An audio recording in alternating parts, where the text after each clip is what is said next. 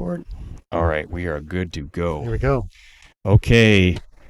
Season 2, Episode 5, Take 2.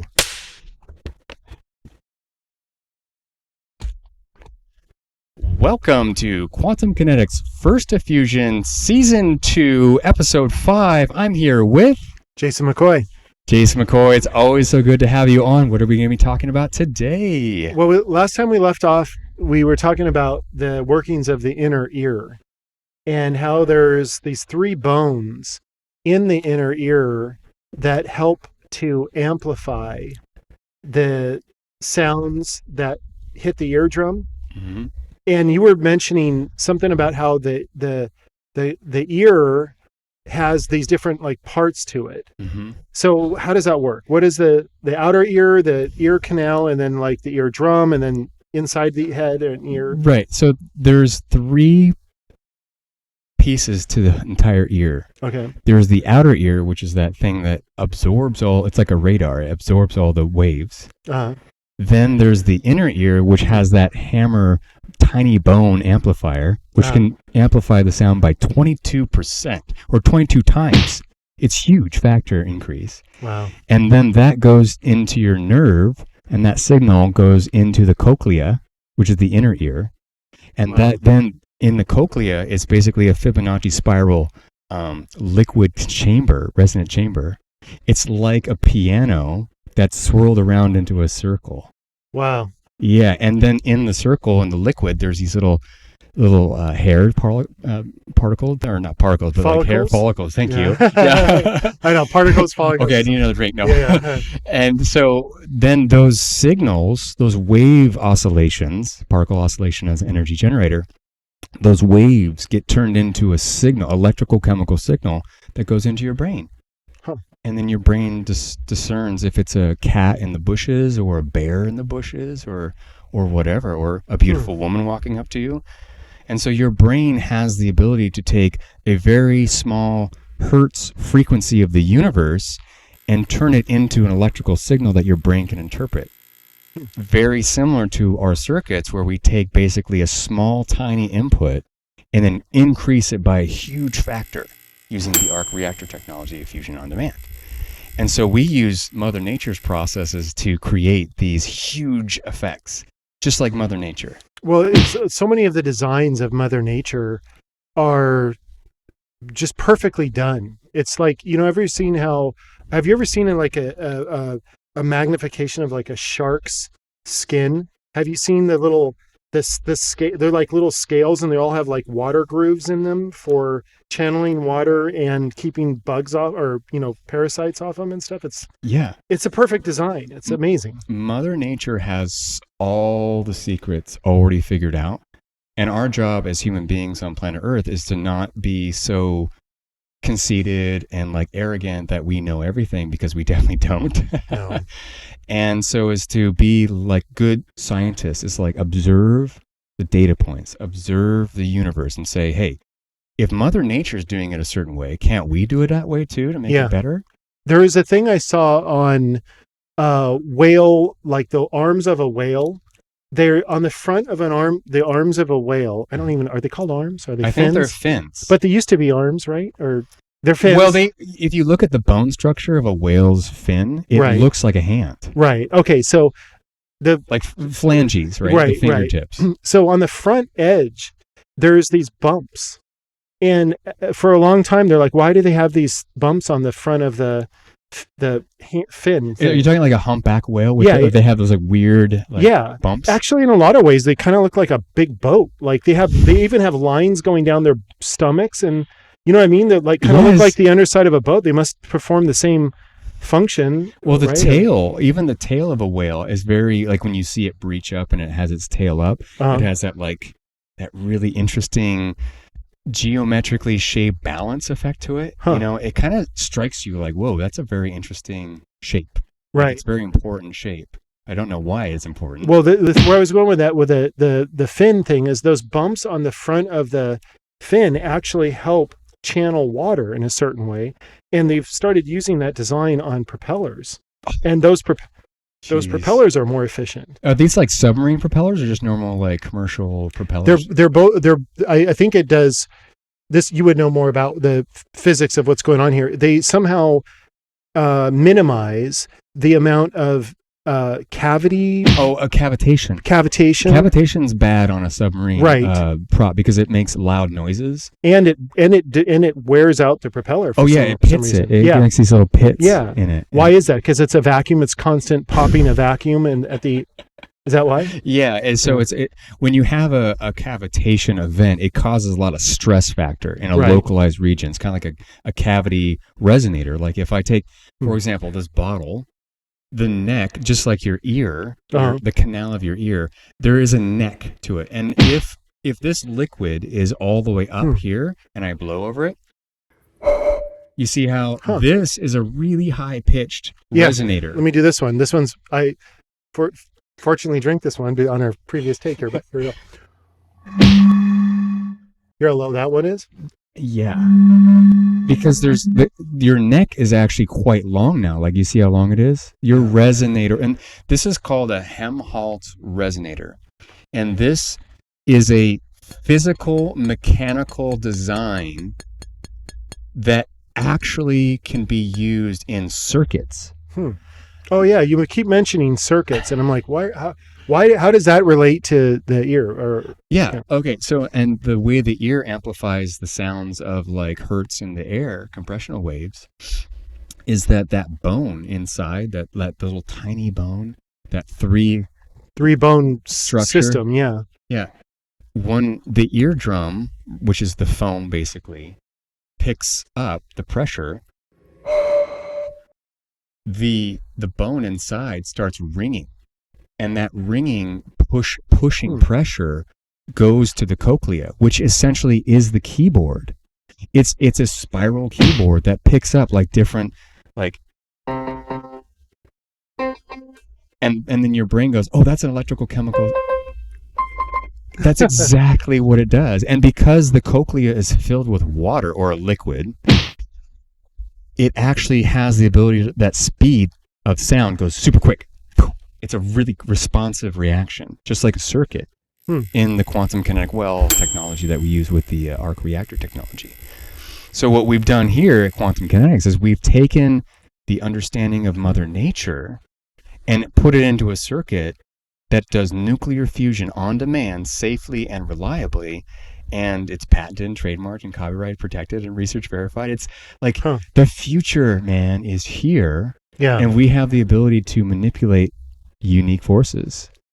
That is awesome. I've talked about this before, but I think it'd be fun to do a piece on the future technology and what I'm sure everyone would like. Yeah, I mean, the graphics would be awesome. I'm a big fan of that, and it would be so cool to look at like what technologies and what aspects of society it could help. Yeah. Because that's kind of the thing, right? The technology is exciting, but the idea that our lives could be transformed with technology that could create a paradigm shift in, what we can do. That thought you just had reminded me of, do you remember the old Star Trek with James T. Kirk where he gets beamed to a planet with that evil monster that he has to do battle with, and he has to like go and make like a rudimentary lathe. Yes, he's throwing rocks at him, and Spock and the crew is watching him on the teleprompter and stuff like that. He's like, oh, he's beginning to learn.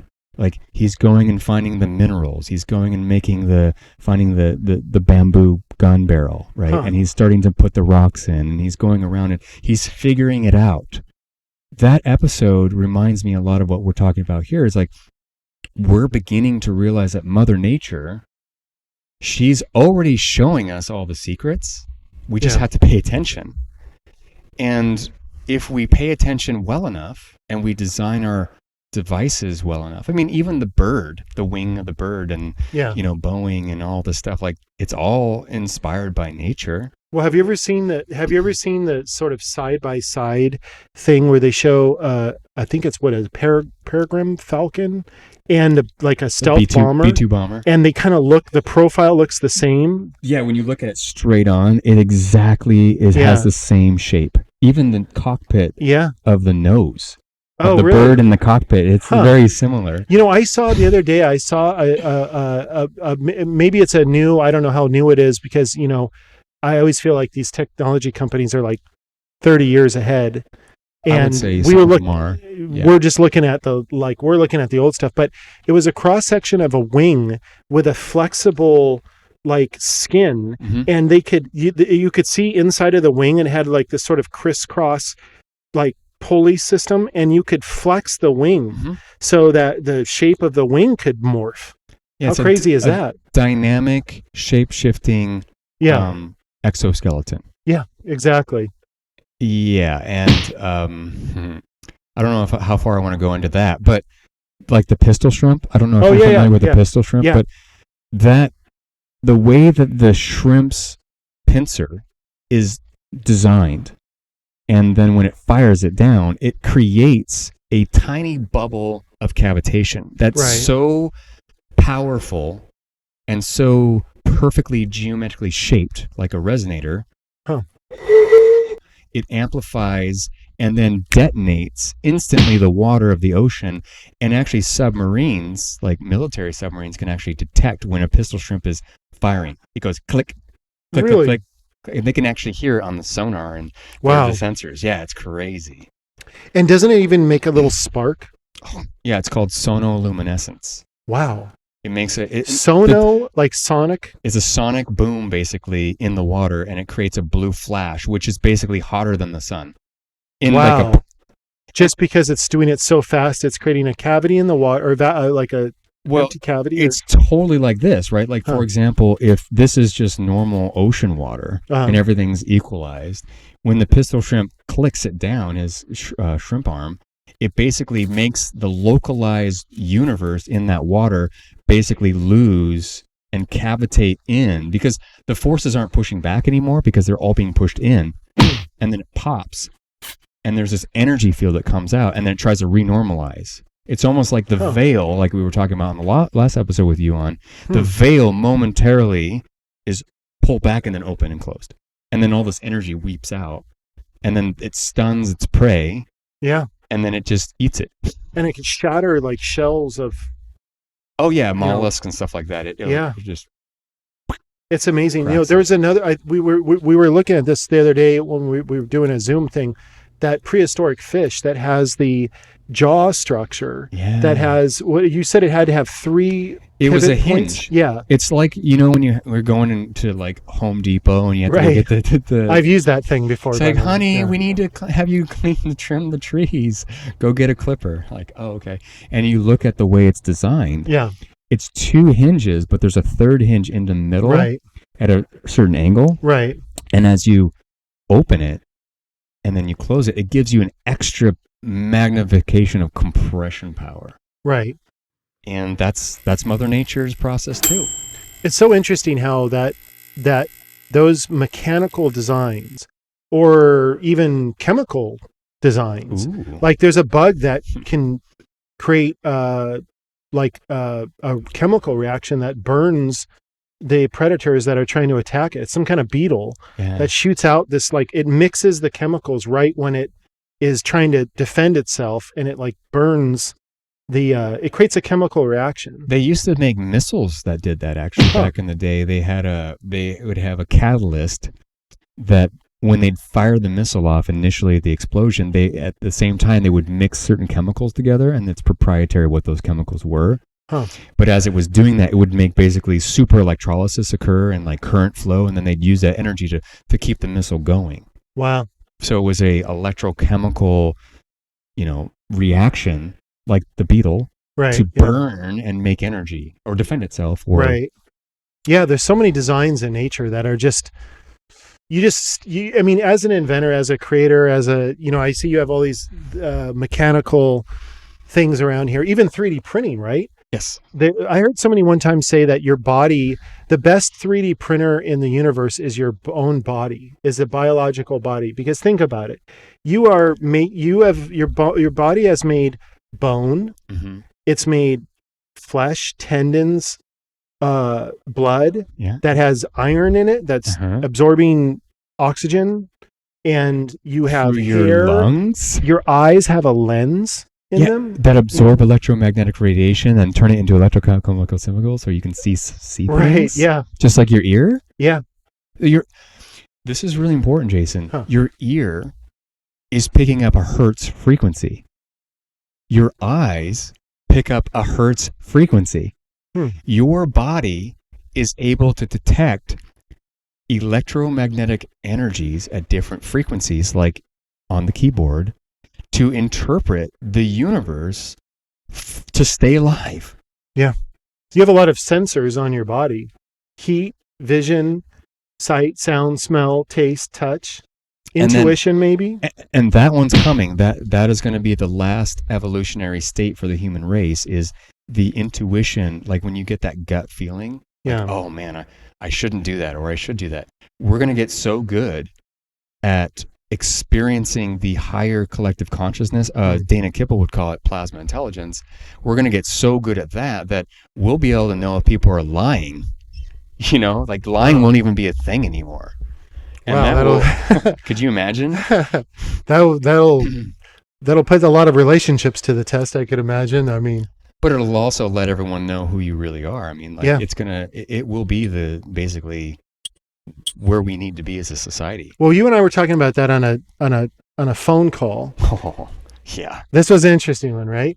We always have interesting. I know. We should almost record the phone calls. I was like, but the conversation was something along the lines of your body has a nerve system that is electromagnetic, right? I mean, of course, your brain is the biggest organ of that, right? In your body has quite an extensive like network. Yes. In a weird way, you're kind of like an antenna. Yes. And a receiver. Yes. Like you're probably, when they check brainwaves of people that are sleeping or meditating, right, they are very specific.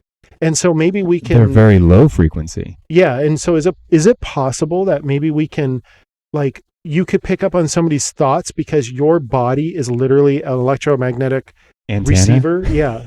Yeah, it's the basic... And broadcaster too, right? Correct. You literally, a human body, and this is what people need to understand, and good point, is that the human body is nothing more than a very high level, high technology radio transmitter and receiver. And your brain, it acts like a capacitor. It acts like the inner ear. It's an amplifier. And all these mechanisms can be channeled. Like, for example, like your mouth. Your mouth is also a Helmholtz resonator. If I move my tongue in a certain way, I can do pronunciations. Yeah. Right? If it's from the teeth or from my back of my throat, you can change the pitch to create a word that can be interpreted. Now, is it possible, since our brains are electrochemically driven devices and organs, can we project as a transmitter a certain frequency out and have someone pick it up? Do we have the technology? I don't know. Is it possible? Yeah. Has anyone figured it out? Maybe. I don't know. Well, like, don't they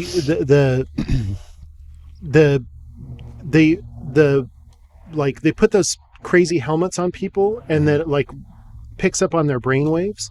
Yeah. I mean, isn't that like proof that your brain is broadcasting a electromagnetic signal to some degree? Maybe how far it goes, that's a question, but at least they can pick it up by putting sensors on your head. So that's a thing. Well, it's interesting if you even look at the construction of your brain, the way that the gray matter is even kind of snaky, right? It kind of looks like a sponge, right? Folds or whatever, right? Yeah, it has those folds over it. Yeah. And so those folds, just like a coil of wire, actually act as a capacitance. Every time you take a wire, which has inductance, and you turn one coil on another coil, you're creating a little bit of a capacitance between each one. What does that mean, capacitance? What is that? It's like two plates. Like if I have two plates that are right next to each other, like this, that is a capacitance, right? There's a dielectric between the two. It's very much like your cochlea of your ear, or even your eardrum. Actually, sorry to ask this, but I'm honestly asking, what does that even mean, a dielectric? What does that mean? Oh, a dielectric is like beer. Beer is a dielectric. The air is a dielectric. My saliva is a dielectric. It's the material in between? Yeah, it absorbs it absorbs magnetic fields. It absorbs electrostatic fields. It's just a material that absorbs some fundamental force lines. Okay. Like, exactly. It's just a medium that that changes the way that it wobbles or interacts. Huh. And so when you have a capacitor, whatever you put in between the capacitor, like the arc reactor has a bunch of these little plates, you can actually cause the universe to fold in on itself or get trapped inside there with electron capture, which is what we do. And we're just using Mother Nature's fundamental mechanisms to induce nuclear fusion safely. Does the arc reactor work in a vacuum? Actually, it works better in a vacuum. Why is that? I would have thought you needed something to fuse, right? I mean, am I asking? Is this getting into crazy, like too deep? But I mean, if in a vacuum, what is there to fuse? Wow. You're getting into a very philosophical discussion about if you have a true vacuum and you turn on the arc reactor, you can create things. Like you can actually create matter. Is it pulling it from the other side of the veil or whatever? We have not observed it in any of our studies, but what I can tell you is that when you turn the arc reactor on in a vacuum, everything starts working better. The voltage works better, the resonance works better, the amplification factor works better. So if we were to make a spacecraft that was operating with the arc reactor fusion on demand technology and take it into outer space, we may be able to do certain things that are only possible in your imagination. In space? In space. Whoa. Yeah. I like where this is going. You know, I'm a big fan of pushing the limits, like flying cars. By the way, flying cars are kind of becoming a thing. So that's true. You were showing me the what was it, the bike. It was like a bike that someone was on that would hover and fly over the trees. Yeah. It was invented by two guys. Well, I think they used a jet. They used that was a jet propulsion thing. It was battery powered though, right? It was like, I don't recall that one. I thought there was a guy who made the backpack thing. Oh yeah. And then he was flying around with that, which is super cool. But then he put it onto a platform thing, and then he turned that into like a drivable bike kind of a thing. That's so cool. I mean, it's awesome. I can't Can wait you for imagine, that stuff. The future what it'll be, where it's like, I want to go to the grocery store. Well, we're not going to drive on a road in one dimension. We're going to go fly up and go over and then down, and I'll be on my own little hover scooter. Like, how cool is that? That's amazing. I mean, so many things are possible, I would imagine, with advanced technology, right? I mean, we just only are using a fraction of what's possible to us. Well, I mean, we're still using gasoline vehicles, which is basically like, what is it, like 1800s almost, like 1830s, something like that. Combustion engines, engine. Fire. I mean, we're burning fire. We're making fire.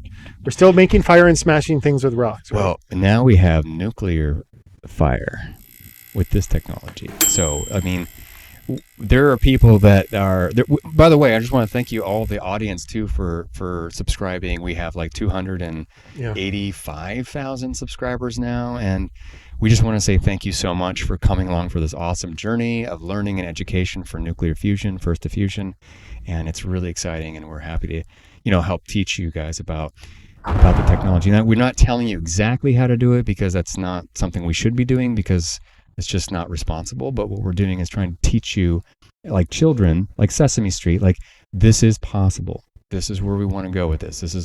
And the more people that get involved, the better, right? Yeah.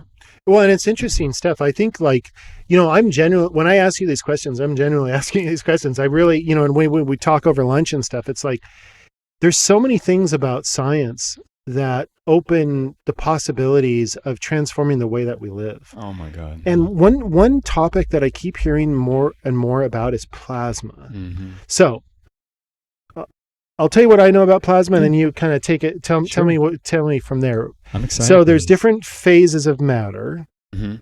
Gas, and liquid, solid. Well, I think of it solid, liquid, gas, and then plasma, right? Mm-hmm. From solid to air to then plasma, which is ether.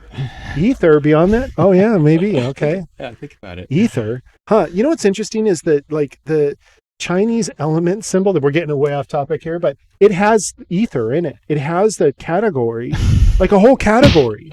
There's like earth, wind, fire, water, and then like ether, or there's many different names for it in different cultures, not just Chinese, but have these different names for it. But maybe like prehistoric people were like, well, that space thing is pretty vast. Maybe we should include that in the list. But regarding plasma, I keep hearing about plasma, cold plasma, hot plasma, plasma intelligence.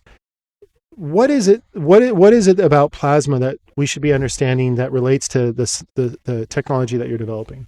Oh my gosh! So plasma, in a academic sense, is basically free electrons moving around in a dielectric. Okay, but hold up.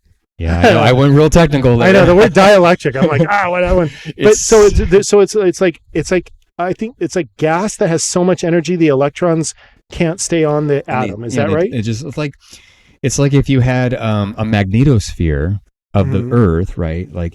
And then the sun is beating down all of its rays and all the charged particles, and because there's a magnetic field, the particles swirl to the poles, and then you get the aurora borealis, and then they swirl to the bottom, and you get the aurora borealis. But then those charged particles get dissipated and absorbed in the dielectric of the atmosphere. So it's a shield, it's a buffer, and then sometimes the particles will go around, and then they'll actually, there's another thing that they come around and they hit.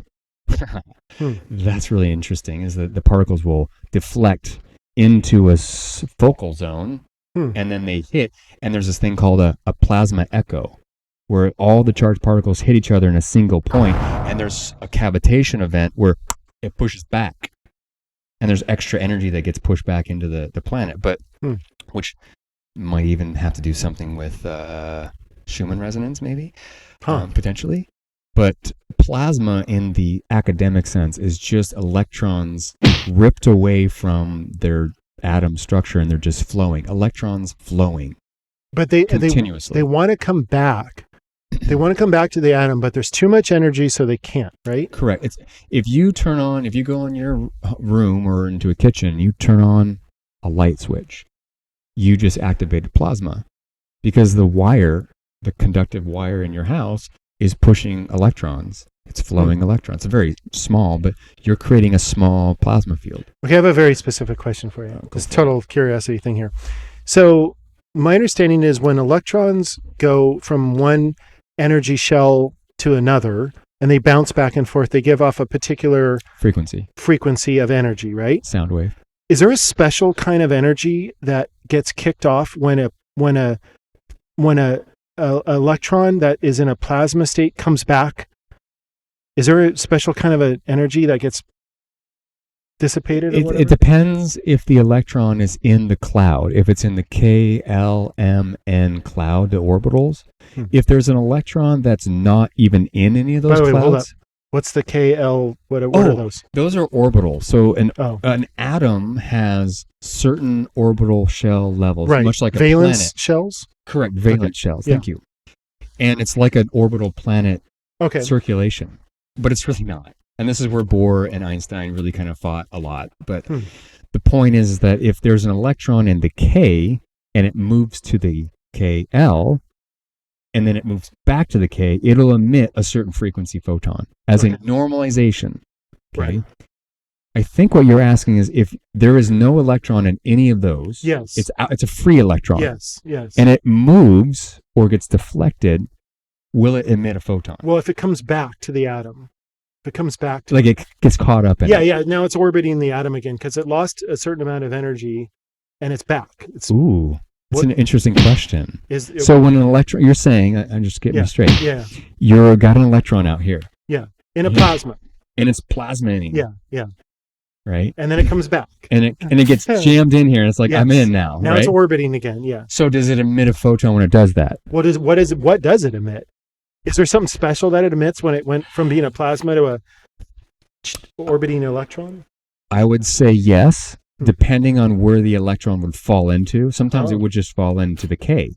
Sometimes it'll fall into the M. Sometimes it'll fall. It depends. It's all probabilistic. Oh, it doesn't start on the outside and work in, or it's a dynamic system. It could catch on the outside. It could catch on the inside. And there's another thing that happens too, Jason, is that if there's an electron that tries to get in, kind of like a sperm trying to get into an egg, right?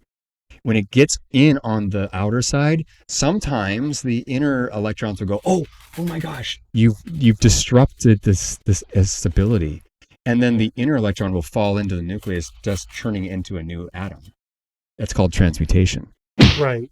And so when you have this plasma around atoms that are stable or trying to be stable, you will cause transmutation just at a low probability. Okay. That's positive plasma, like hot fusion. That's positive plasma. Okay. But in our situation, we create negative plasma intelligence, like Dana Kipple, where we suck in. What does that even mean, plasma intelligence? I have seen that and heard that. But isn't, like, when you say intelligence, what you talking about, a physics effect? Or is it implying, like, if you were to say, like, all of the water in my bathtub goes down the drain, that's intelligence? Mm-hmm. Or is that just physics? It's both. Or is it implying that there's some kind of thinking going on? It's both. Huh. It has to be both. Because, for example, if you're on one side of the hemisphere and you flush a toilet, it'll go one direction. If you're on the other side of the hemisphere of a planet and you flush a toilet, it'll go another direction. Yes, that's physics. That's based on gravity and forces and pressures and all that are localized. But there is an intelligence, a predetermined code of how it's going to go. And that's why it's hard to do simulations with AI, with general relativity, because they're missing pieces of the natural phenomenon of nature. And so you don't ever get, and this is why Terrence Howard is really making a lot of progress, is because with his, it's not keystone, but he calls it the linchpin. Yeah. His linchpin geometric shape. That weird shaped diamond, that concave diamond. Yeah. Yeah. You know what that is? That is the shadow of antimatter.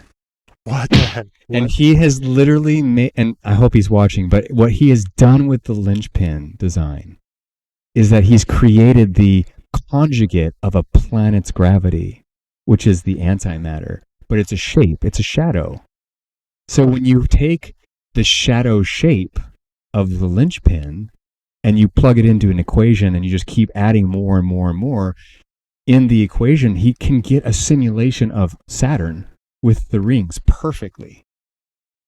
Yeah, and that's the thing about, that's not mainstream science. That's a guy, an actor, who is an artist, who is really inspired. And a scientist too, you know, I mean, well, legit. Now he is, yes. Yeah. Because he's observing the universe and reporting on it. I had somebody once say to me, like, we were talking about metaphysics stuff, and he said, you know, we don't understand how everything about gravity works. Nope. So how can we possibly draw boundaries around things we don't understand? That's the whole point of we don't understand them, right? Mm-hmm. There could be possibilities. You and I were talking about this related to like metaphysical stuff, about like reading minds and remote viewing and quantum entanglement. Yes. So quantum entanglement, if I understand this correctly, Einstein referred to it as spooky action at a distance. Very right? good. Yeah, I try to keep up with this stuff. Leveled up.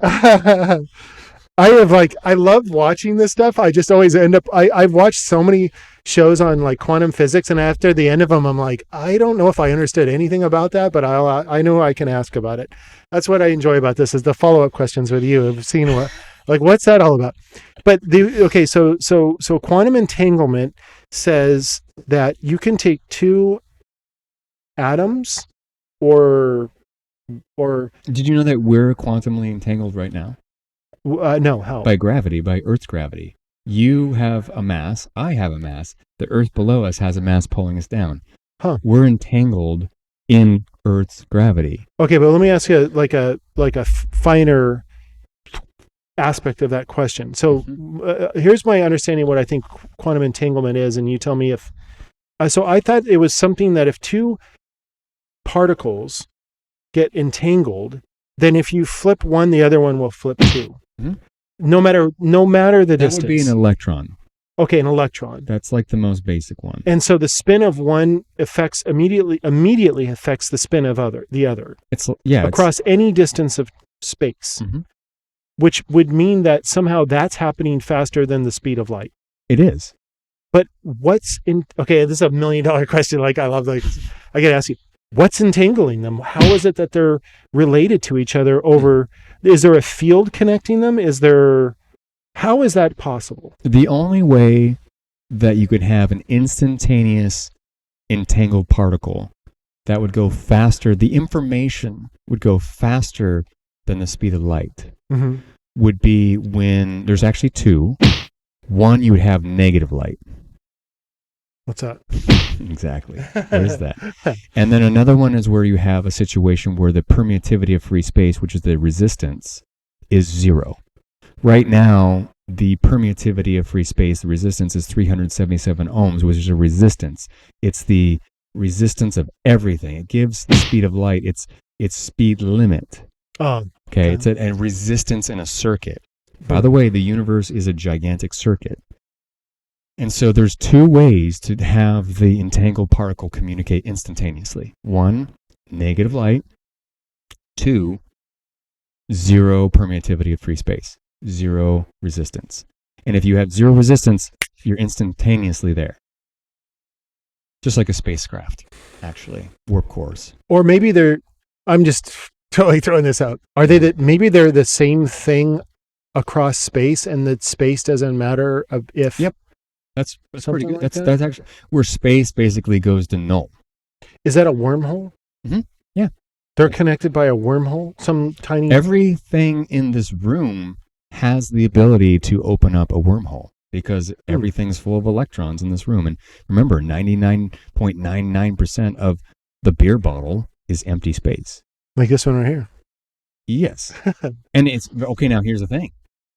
My beer is 1/4 empty. Your beer bottle is empty. Now, that's a frequency. Yours is much lower. If I were to create a situation where my craft had the harmonic oscillator built inside of it, and then the waves on the outside were out of phase from what was going on in the inside, basically a light box, that was continuing the amplify to like gigawatt power. It like pulls it through space. It'll pull it. It's an out of phase conjugate force that will. You don't have like an explosion propulsion like a rocket, like whatever. You have a out of phase trajectory pulling of light. The secret is negative light. What does that mean though? Negative light? Okay, so I think myself, like a lot of people out there watching this, thinking, okay, I understand light is a photon or of energy that gets emitted from something that's vibrating, and then that thing flies through whatever, and then we receive it or it bounces off stuff. Ooh. You're making a classical assumption that light is traveling. Okay. I'm going to back up. There's actually two lights. There's a one-way light and there's a two-way light. Now, you can watch videos on YouTube about this, and they have really good explanations. Veritasium does a great job, and Sabine Hasselhoff does a great job. They all do great jobs. But what you need to understand is that a one-way... We have never in history detected the true speed of light. Ever. Isn't that what E equals mc squared? Isn't c squared the constant of light squared? Is that what that is? But here's the thing. You're right. Okay. That's true. And that just means that when you have light you have a mass turn into light, it goes in all directions. Wait, is this why you say plus or minus? Yes. Okay, go ahead. Yes, that's exactly right. But what's the minus? How is minus light speed? Yes. And here's the thing that the scientific community has missed ever since James Clerk Maxwell back in the 1880s, is that in order for him to determine the speed of light, he took the permeability and the permeativity of free space, which is the electrostatic field and the magnetic field, and how they interact with space. He took those two numbers, multiplied them together, and he had a square root on it, over 1. Do you know that if you square root a number, you get positive and negative? So C squared is also negative and positive. because he square rooted the permittivity and permeability of those values of this. So therefore you can use a negative number too because you're squaring it. You have to. It exists because of the math. Huh. You can't. If you square root 9, you get 3 and negative 3. If you square root 2 or 4, you get negative 2 and positive 4. It's just a constant. Right. You can't just erase one of them and say it doesn't exist. It's there.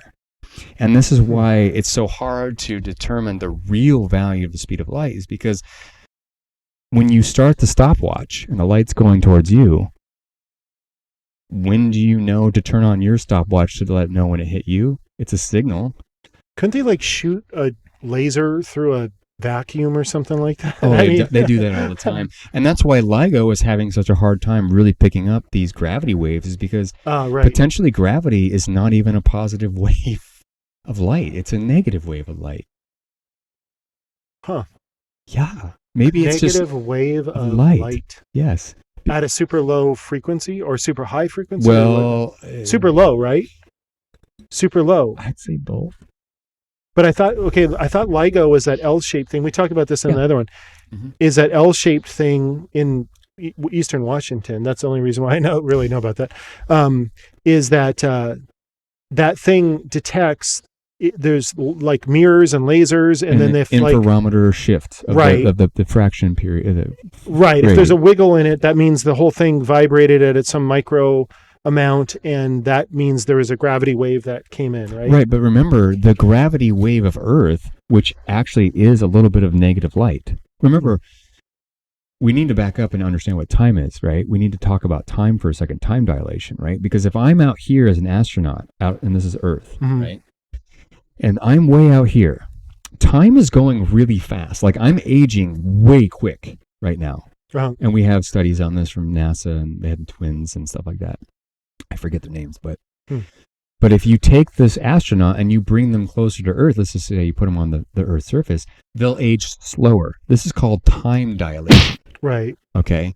So the question is, if Earth's gravity is causing the slowing down of time, can you not stop time? Can you freeze time potentially? If let's say instead of Earth's mass, you had a black hole's mass, which is humongous, is it possible that you can freeze time?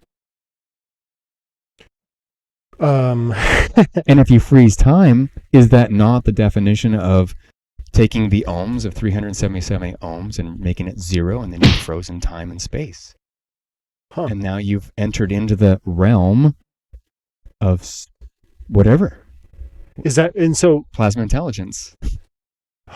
Why is that plasma intelligence? So that's the thing about it, that in word intelligence is the one that it gets me. It's like, why is that intelligence? Or is that like the Dana Kippel stuff?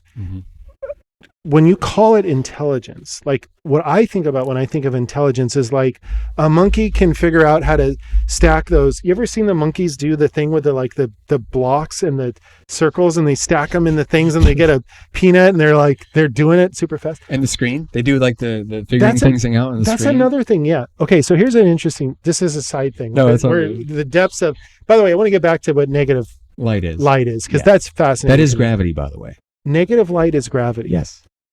Because positive light is like, for example, the sun, it's emitting energy. Okay. And actually those charged particles and that light energy that's positive and pushing out, that dense energy, it actually pushes and holds things back. Right? It pushes them back. Right?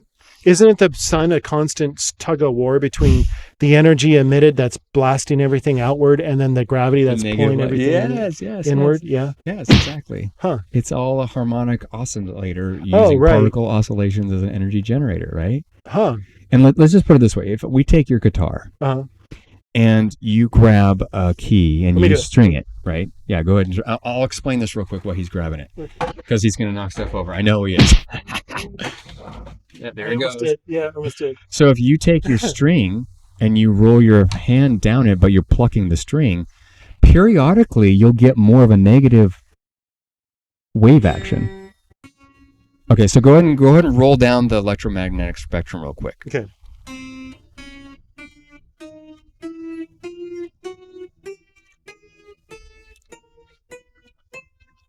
We're going to X-rays. Keep going. We're going to gamma rays. And they're just getting higher and higher energy. Yeah. They're tighter and tighter and tighter. And now you just got cancer. Oh, wait, let me go back. Let's go back. Okay, now you got ionized. Your I electrons. just want to suntan at the beach. That's all. Okay, That's so all I'm asking keep for. going down. Now you're in microwave. Now you're infrared. Now you're in visible light. Now you're in radio. Now you're into sounds. And they're all hertz. It's just the same mechanism, just in a different vector, which would be compressional or longitudinal, but it's all relativistically the same. Like your brain takes electrical signals and converts the wave energy from light waves into your eyes, or the sound waves into your ears, or the touch, the heat. I can feel that.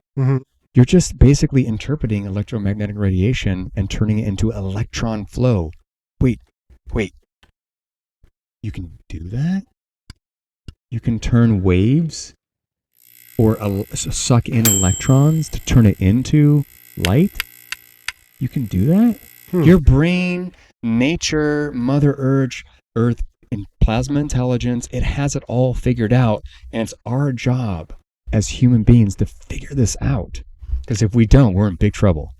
Yeah. I mean, the thing I love about technology and invention is it's that only like inventions can make things 10 times or 100 times better. Like as messed up as things are, we can always just make stuff better, by creating better inventions that suddenly, like recyclable plastic, you know what I mean? Like all of a sudden, or some worm or some bug that wants to eat plastic. So here you go, like there's always a solution to every stupid problem we make. Totally. One thing, while I got the guitar out, I just want to ask you about something. You talk about energy generation. Particle oscillation as an energy generator. Particle oscillation through energy energy generator. It sounds like a tongue twister. Try to say that 3 times fast.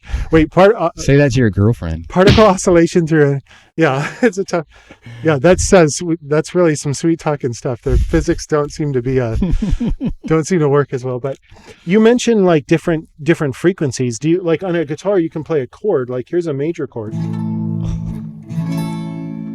That's gravity. Do you use different frequencies? That's gravity, dude. Really? Huh? Yeah, because if you have one key, and then you have another key, and then another key, and then you strum it. Yeah. You're actually doing competitive addition, subtractive, right? And you're creating a well. And here's what I would say too about Earth. Earth is in a very special orbit around the sun, and the moon around the Earth creates a very special wave of energy that creates the potential wave energy of plant life, animal life, sponges from the ocean, thermal vents, and the chemistry starts interacting with the wave gravity, and the wave gravity interacts with the chemistry, and then you start having carbon fusion, carbon, nitrogen, oxygen, and then you get sugars, and then you get, potassium, and then you get, ATP pumps, and all of a sudden there's the prerequisites for a organic creature to show up and be able to go through some type of spiritual, maybe even resonance, right? To lock it in, to then, okay, well, today I'm a creature that just worries about making an anthill in this lifetime, and then the next time I get caught in that gravity wave, I'm like, oh, I'm drinking a beer trying to tell people about nuclear fusion. Like, okay, what's the next lifetime? Like, what's the next tier? Like, everyone goes to work to make money. Why? So I can have more money. Why do you want more money? So I can buy things. Why do you want to buy things? So I can experience more. Yeah, we were talking about that at lunch.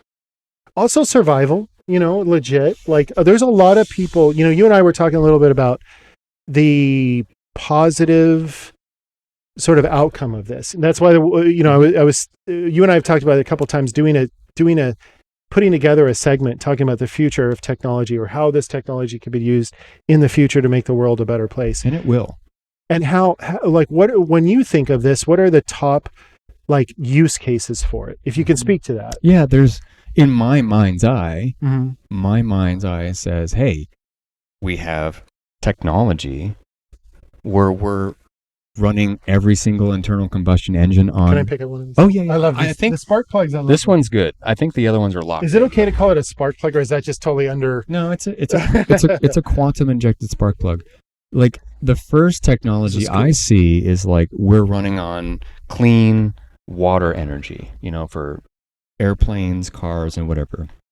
And then the next technology is we're creating basically new batteries that last 100 times longer. We're talking about technology that would just blow your mind. And when you have nuclear fusion figured out, which we do here at Quantum Kinetics, and we're legalized it and we're trying to push it onto you guys, and so that it's coming, guys. Like this technology it's here and it is coming. Now, who's going to help push it across the finish line and get it into your life? We don't know yet. And that's the history, that's the timeline of the plasma intelligence that we don't know yet. And that's a neuron that hasn't fired yet. We're trying to get the node, the axiom node, to get ready to get enough potential to fire to have it be a reality. And I'm so excited to be even talking with you about this. Like I say this every time, but it's just like, dang, it's so cool.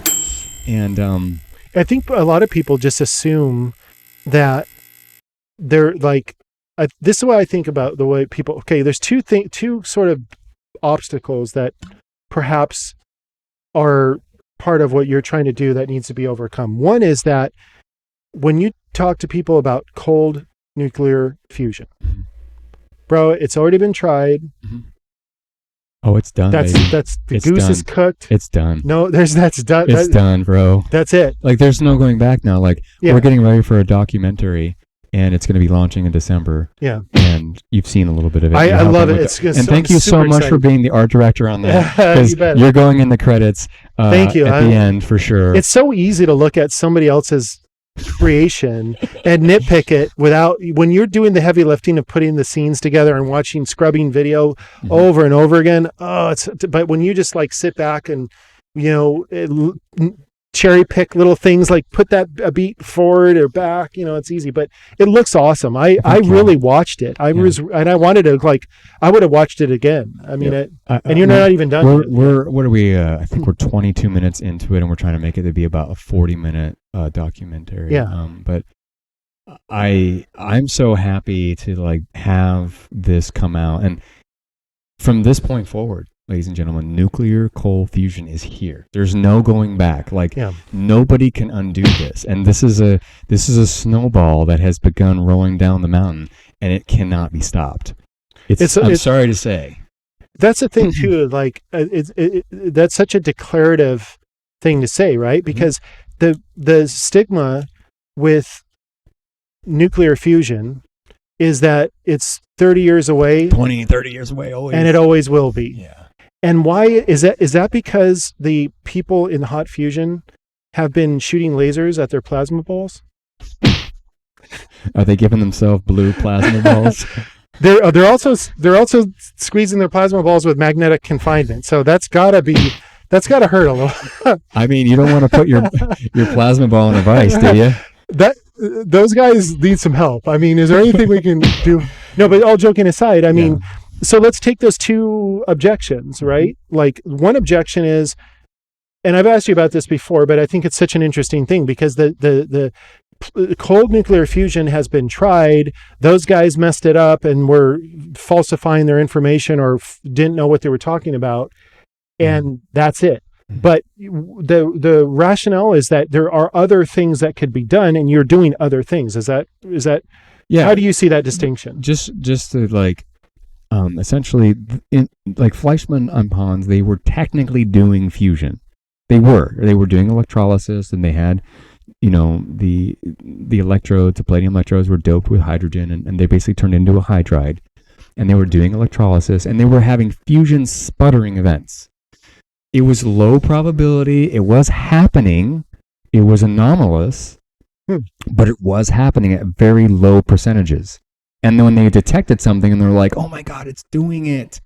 But then when someone else would try to replicate it, it wouldn't do quite what they had said or saw or witnessed.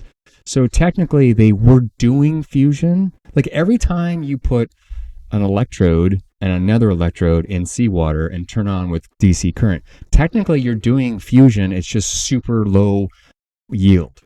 Okay. Because the current going across the dielectric of the seawater and the electrons bouncing into the ions and all that, periodically there will be carbon showing up for no reason. Periodically, yes, there will be. Is it a high probability? No. Is it statistically significant? No, it's not. So everyone just glosses over it like an anomaly.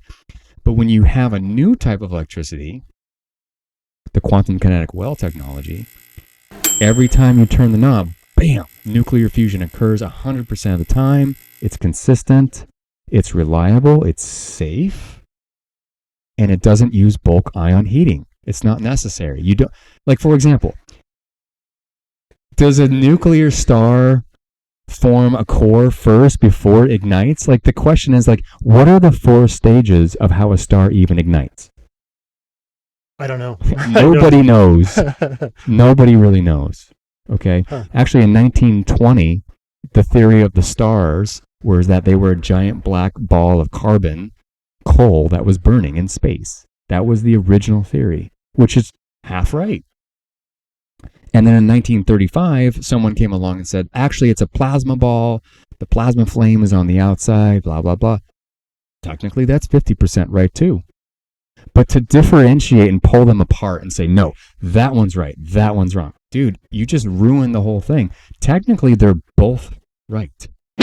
As always, many times is the case. But by the way, with those guys, do you give them props? Are they the shoulders of giants that you too, in a way, have added to what you've done? And thanks to those guys, I believe in honoring, because as an inventor, like, we do so much stuff that doesn't turn into anything, but in a way, defining what didn't work helps the next guy, because that guy's like, wait a minute, he tried this and that, or she tried this and that. And now I know that at least I can see what they did, and now I can try something else or build on that. Do you give those guys props and credit? I try to give as much as we can, right? Like, especially James Clerk Maxwell, Michael Faraday, Heishman Hertz, Niels Bohr, Heisenberg. These people were really pushing the envelope and pushing back on the establishment of conventional thinking. Yeah. And even there's an individual by the name of William James Sidis. He got ridiculed. He had an IQ of well over 250 or 260. He was the highest IQ ever recorded, and he wrote a book. It was called The Animate and the Inanimate, basically the living and the dead. What made them different? What made them, like, how do you cross that line between the two? What was the mechanism? And he, in 1920, wrote this book, and it got published in 1925, and he published it, and everyone laughed at him. Everyone thought he was crazy. He defined a black hole before even anyone else. He talked about negative light. He talked about negative energy. He talked about balls bouncing up a staircase because they're going back in time, like pulling energy to go back in time. Like, he was so smart. And you know what the academic community did to him? Ridiculed him and called him a kook. And you know what he did? He ended up committing suicide. He was so traumatized by the academic establishment making fun of him when he knew in his gut he was right. But he didn't have the science, he didn't have technology, he didn't have amazing telescopes. Like, for example, James Webb Telescope just proved this week that 13.75 billion years ago, there was probably no Big Bang. Can you imagine? That's so wild. Gosh. The things that, what I find fascinating, like how we think we understand the world, but then something comes up and it then redefines the very premise of everything we thought. Like the Hubble telescope. There was a time when we could see the stars and we thought we were in a galaxy. And then he saw, I believe they saw Andromeda, right? And they're like, wait a minute, if that's another galaxy, then all that other stuff way out there too is maybe other galaxies. So take the context of where we are and multiply it by a million, bazillion, quadrillion, infinity, whatever. The universe is infinitely huge. And expanding. And that changed everything. Yeah. Yeah. And the thing is the moment you're a scientist and you start saying that's impossible, Yeah. you literally have done the ultimate sin of being a scientist. Your job as a scientist is to look at the data, observe the data, and make conclusions of the data you see, not discriminate and not throw it in the trash can just to please your own political or your social, economic, or whatever platform you're trying to appease. I think it's because our ego kicks in and we're like, it feels good to be a big shot who can explain how things work. Right? You're just like, well, that's not how it works. We're the center of the universe around the earth. You know what I mean? Like at some point, well, that's heresy. I'll burn you at the stake. Yeah, at some point that was the way to go. Is like, well, we're just the center of the universe. How dare you? But the reality is as we go through more exploration and invention, we find out that the parameters are wide open. Mm-hmm. And I'm sure what you've done, you meant in the documentary. I don't know if I can speak to it, but. Yeah. You mentioned a moment where you felt like you kind of got a message that there was a different way to do the thing you were trying to figure out. Right. And so I imagine you must have been running up into a dead end about this thing you were trying and you couldn't take it any further. And then you had the audacity to try something in a different way. Mm-hmm. And lo and behold, that was the thing that solved it. But it was contrary, or it was totally backwards from normal electronics that I'd learned throughout, like textbooks and reading college textbooks and everything. And I was just doing, as an artist, I was just doing what was written on the pages and trying to do new approaches, and it just was not working. And so, I mean, I don't want to go too far into it because the documentary is coming on December, but basically, if you've read the book, essentially there was a whisper that said, you're basically there, just do it like this. And I thought to myself, well, that's silly. No one would ever do it that way. It's non-conventional. I don't even think it would work. It would probably dead short and blow up. And I just said, I'm at the end of my rope. I might as well try the dang thing. And lo and behold, I turned it on and it worked. And I'm going to tell you, I'm sure that there have been many other people 100 years ago that felt the same way about alchemy or, the telegraph, or, the guy who invented the key on the telegraph was an artist. Oh, right. Yeah. Morse. Samuel Morse. Oh, really? He was an artist. Of Morse code fame? Yeah. And so how come historically it's always been these weird outlier guys, like the TV tube? Philo Farnsworth was a Utah farm boy who was doing line scan because where he got the inspiration for the line scanning of the TV was from farming. From mowing the cornfields? Yes, he was going back and forth. Harvesting them? Yeah, and he was like, I can make electrons do that on a fluorescent screen. Huh. But I can do it 60 times a second. Oh, right. Is that scan line? Yes. Is that what that is? The CRTV scan line. Oh, huh. That's all gone now because that technology is basically ancient. But now but again, a step and a step towards. Well, that's what this is. The ARC reactor. If I don't mark this over, the ARC reactor is basically a vacuum tube that is very similar in design to Philo Farnsworth's scan line. Huh. It has magnetic fields that deflect the electrons, but we deflect them in a spiral pattern, like a galaxy. Fibonacci, just like the ear. Going all the way back to the beginning of this conversation. Yeah. The ear. The ear is Mother Nature's process for amplifying wave hertz pressure to make it turn into electrical signal for your brain to understand. Right. Isn't that interesting that just like the guitar pickup, we were talking about that, the guitar, when you play the strings, and by the way, there's an interesting thing. I recently found out you can plug a thing onto the guitar, a wireless thing. So the guitar is not even plugged into that cord. It's Wi-Fi? It's wireless. Okay. And that thing, so the guitar doesn't need power to do that. What it's doing is it's sending the signal through this Bluetooth thing to the amplifier. So you plug the Bluetooth receiver onto the amplifier, and the guitar itself has a wireless thing. You can walk around and play with it without being connected to a cord. What if that's the beginning precursor to mind reading? Huh. Well, this is what we were talking, I wanted to get at earlier, which is, man. So you and I had a phone conversation. I need another beer. Yeah. I actually got one, and I had another one out. What happened to the other one? mine over there. Oh, you already finished grab it? later. I already do. Yeah, Already a couple down. we probably should think about wrapping up. Yeah, this I is know. good. Not drinking beer into infinity. But I wanted to say I really enjoyed this conversation, Jason, Yeah. because it is really touched on a lot of things. Negative light, the amplification of electromagnetic radiation to your ear, to your brain, which is a signal, which is basically, I want to say that a black hole is very similar to your brain. It's a data processor that holds on to information. Wow. Yeah. Not just a giant gravity thing?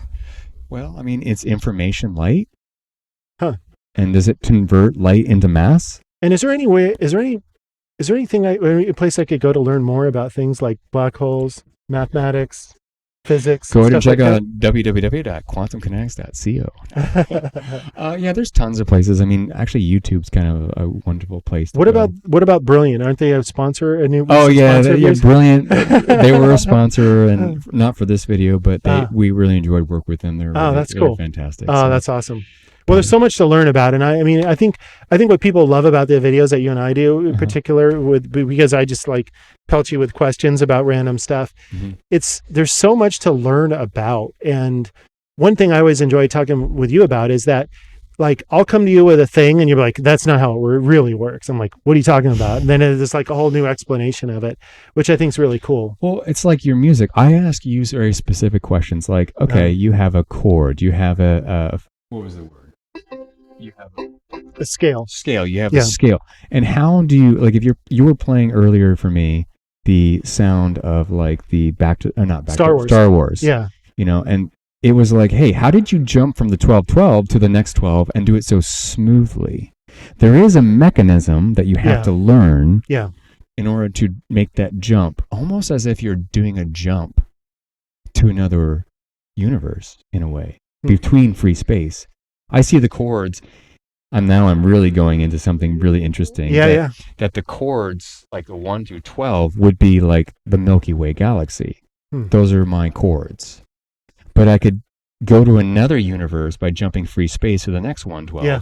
But I can only jump it if I follow the Fibonacci sacred geometry spiraling to phase shift into that new world properly. And if you look at a sunflower is really interesting because it's all mathematics just in the sunflower, which is also this Fibonacci series again. Yep. It's in everything. It's in your eyes. It's in your ears. It's in the whale's tail. It's in ants' bodies. Your finger digits, your arms, your facial thing, proportions. Yeah. And just to close up here, because we're at, over an hour, that the universe has all the answers. And if you're paying attention and an artist and open to learning and keeping the brainwave open, Jason, we can tap into technologies that are just beyond comprehension and will blow away most physicists of today. I'm so excited about it. I love the idea that we can redefine the future, make it something better. And it's really an honor to be on this journey with you and everyone else and all our investors. Thank you so much for coming on for this great journey.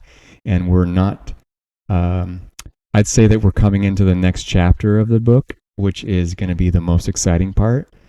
And I'm really looking forward to launching the documentary, and I'm really excited to work with you on the art direction of it. So with that being said, Jason, I mean, this has been a really fun episode. Yeah. So thanks. I like it. We got to drink beer on this one too. It's great.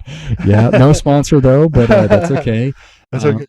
But so we'll go ahead and close up. And is there anything else you want to say before we close? Always a pleasure. It is a pleasure. It really is. There's something about being in front of the microphone and teaching the world that there's something magical about it. There's so much to talk about too. I'm looking forward to the next one. It's endless. Yeah. All right, guys. So thanks for tuning in to Quantum Kinetics, and we will see you on the next one. Take care. Bye.